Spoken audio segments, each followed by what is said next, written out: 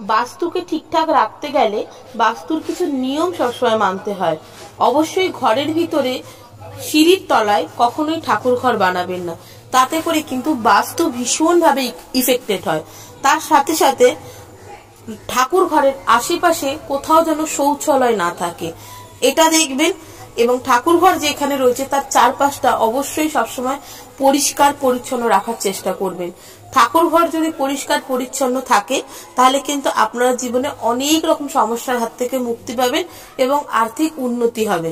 কিন্তু ঠাকুর ঘর যদি অপরিষ্কার থাকে কিংবা ঠাকুর ঘরের চারপাশটা যদি অপরিষ্কার থাকে কিংবা ঠাকুর ঘরের আশেপাশে কোথাও শৌচালয় রয়েছে, সিঁড়ির তলায় ঠাকুর ঘর রয়েছে, সেরকম যদি হয় তাহলে কিন্তু মানসিক অবসাদ সৃষ্টি হয়। আর তাছাড়াও সারা জীবন ধরে বড় বড় আর্থিক সমস্যার মুখে কিন্তু পড়তে হয়।